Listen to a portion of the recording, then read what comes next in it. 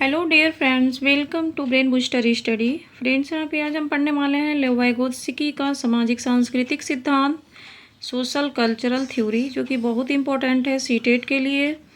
और फ्रेंड्स, यहाँ से हर साल पेपर में सीटेट के जो एग्ज़ाम होते हैं ना, उसमें क्वेश्चंस बनते हैं। तो उसके पहले हमारे चैनल को लाइक करें, शेयर करें और सब्सक्राइब करें। ज़्यादा से ज़्यादा शेयर करें फ्रेंड्स और सपोर्ट करें। और हमारा चैनल सब्सक्राइब कर लेंगे तो हम जो अच्छे अच्छे वीडियो ला रहे हैं आपके लिए, वो आप तक पहुंचेगा और आप अच्छे से स्टडी कर सकेंगे। और जिन मेरे भाई बहन को 1 नंबर से रह जाता है सीटेट या 2 नंबर से, वो इस बार श्योर क्लियर होगा, क्योंकि क्लियर करना बहुत ज़रूरी है, क्योंकि सुपर टेट आने वाला है।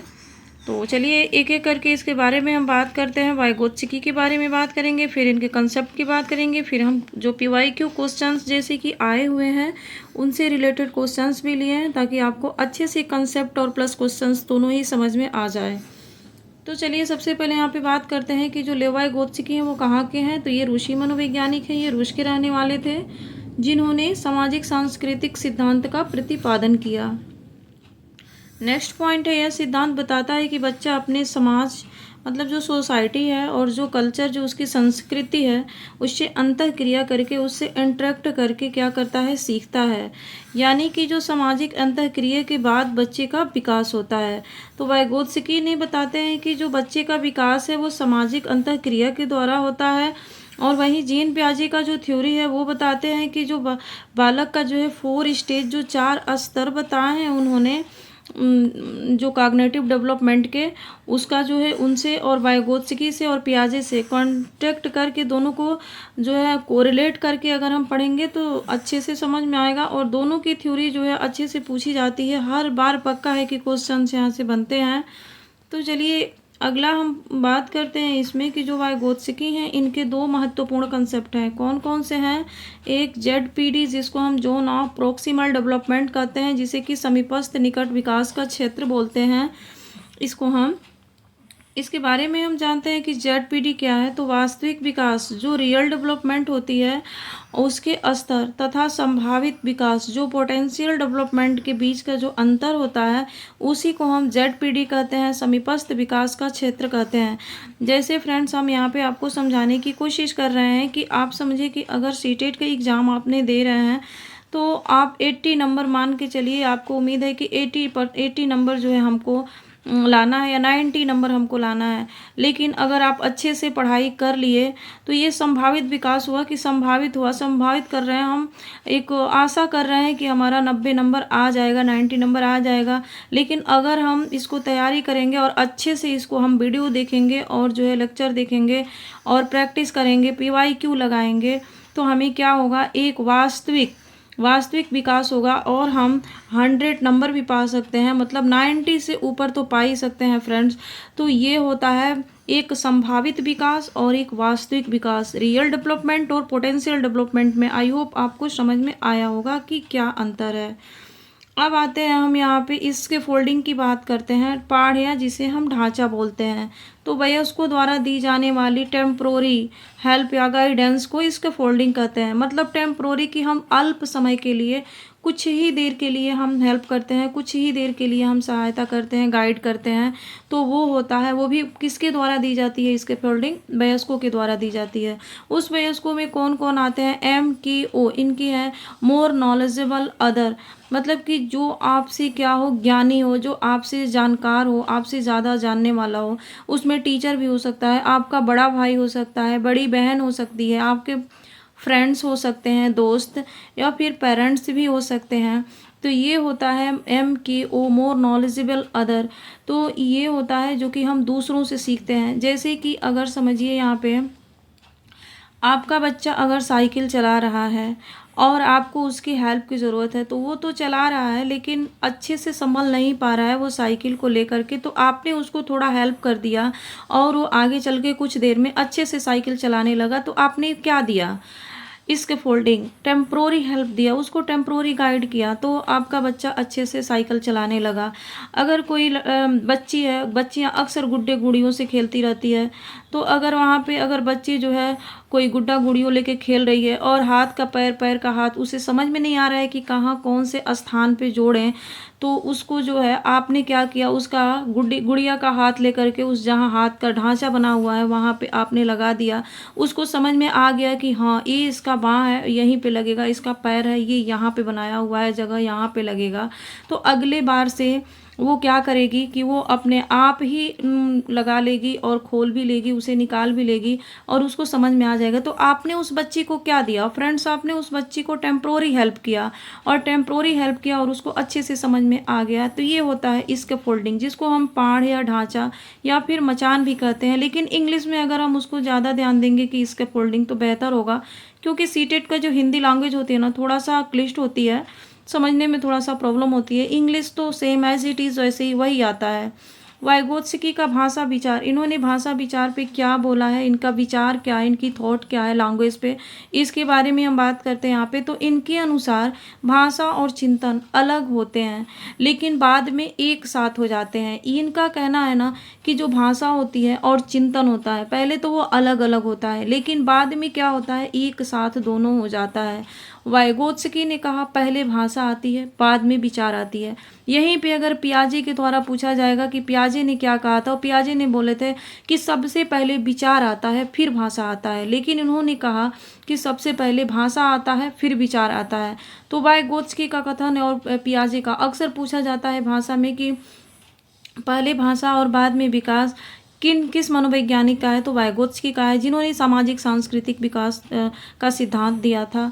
अब आते हैं यहाँ पे नेक्स्ट, यहाँ पे पॉइंट है कि भाषा संज्ञानात्मक विकास, जो कॉग्निटिव डेवलपमेंट है उसको महत्वपूर्ण और सुगम बनाती है, और भाषा जो कॉग्निटिव डेवलपमेंट को क्या करती है, गाइड भी करती है। तो जो कॉग्निटिव डेवलपमेंट है ना उसको क्या करती है भाषा, ये वाइगोत्स्की का कहना है कि ये क्या करती है कि सबसे पहले ये सुगम बनाती है भाषा को।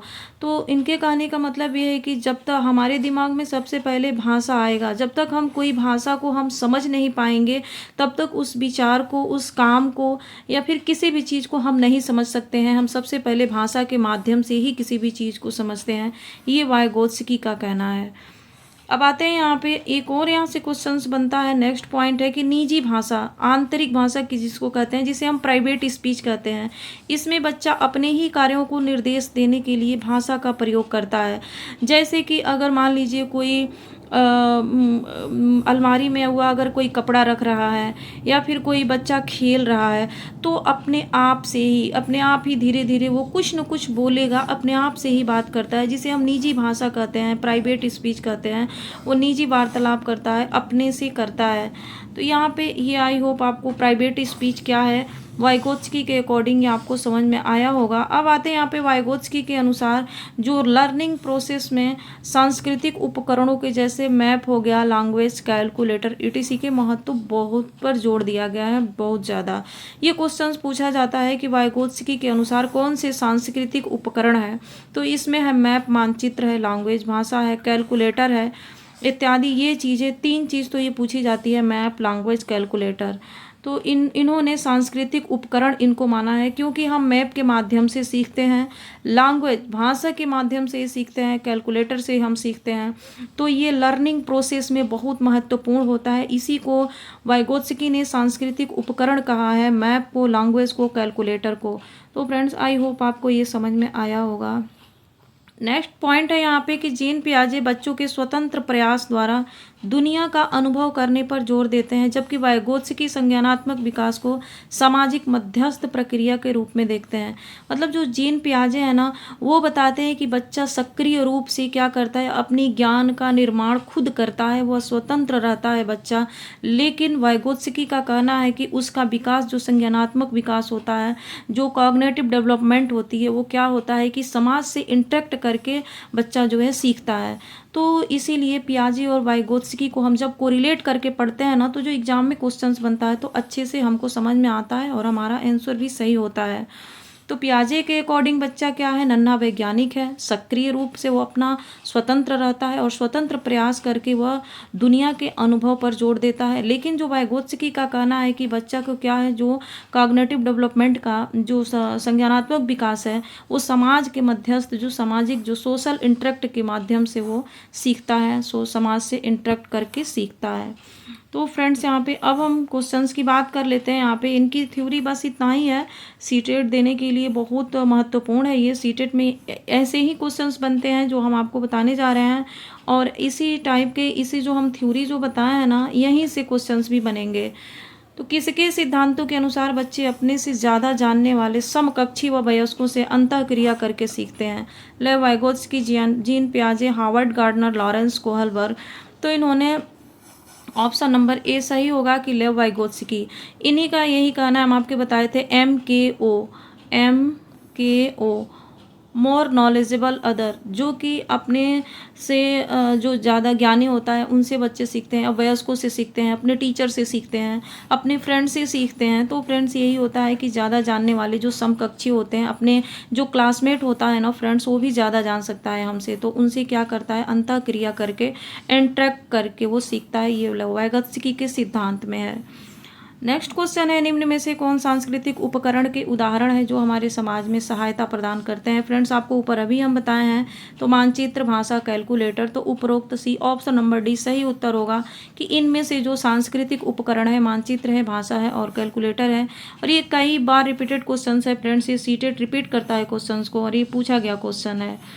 नेक्स्ट क्वेश्चन यहाँ पे हम बात करते हैं कि लेव वाइगोत्स्की के सिद्धांत के अनुसार बच्चों और वयस्कों द्वारा ज्ञान का सह निर्माण समीपस्थ विकास के क्षेत्र के किया जाता है, बाहर, अंदर, नीचे, आगे। तो यहाँ पे होगा option number B correct answer होगा, अंदर। जैसे कि अगर आपको बताया है कि आपकी अगर बच्चे साइकिल चला रहा है आपका बच्चा, तो अगर उसे नहीं अच्छे से नहीं चला पा रहा है, ढंग नहीं आ रहा है उसको साइकिल चलाने का, आपने थोड़ा सा उसको क्या किया, हेल्प कर दिया, तो यहाँ से वो जा रहा है, उसको आपने हेल्प कर दिया तो अच्छे से और ऊपर तक पहुँच जाएगा और अच्छे से वो चलाना शुरू कर देगा। तो ये होता है यहाँ से यहाँ तक की जो बीच की ये डिस्टेंस है, जो दूरी है ना, यही समीपस्थ विकास का क्षेत्र कहलाता है, ZPD कहलाता है, जोन ऑफ प्रॉक्सिमल डेवलपमेंट कहलाता है। इसी के अंदर क्या होता है कि बच्चा सीखता है। तो फ्रेंड्स आई होप आपको समझ में आया होगा। नेक्स्ट क्वेश्चन की बात करते हैं, सामाजिक निर्माणवादी सिद्धांतवादी बच्चों को किस तरह देखते हैं? एक कोरी पट्टी की तरह, ज्ञान के निष्क्रिय प्राप्तकर्ता, ज्ञान के निर्माण में शामिल सक्रिय प्राणी और लघु वयस्क। तो जो सामाजिक जो से ये रचनावादी मनोवैज्ञानिक है, जो वैज्ञानिक हैं, जैसे कि वाइगोत्स्की हुए, पियाजे हुए, ये रचनावादी मनोवैज्ञानिक हैं। और इन्होंने क्या कहा है कि जो बच्चा ज्ञान का अपना निर्माण सक्रिय रूप से करता है, ऑप्शन नंबर सी करेक्ट होगा कि ज्ञान के निर्माण में शामिल सक्रिय प्राणी है बच्चा, उसी की तरह जो है ये वाइगोत्स्की ने देखता है सक्रिय प्राणी के रूप में बच्चे को अपने सिद्धांत में। नेक्स्ट पॉइंट है यहाँ पे क्वेश्चन है फ्रेंड्स, लेव वाइगोत्स्की के अनुसार डैश बच्चों के संकल्पनात्मक योग्यताओं के विकास में महत्वपूर्ण भूमिका निभाता है? मूर्त पुरस्कार, सहकर्मी योग, सहयोग, सामाजिक अलगाव, मानकीकृत पाठ्यक्रम।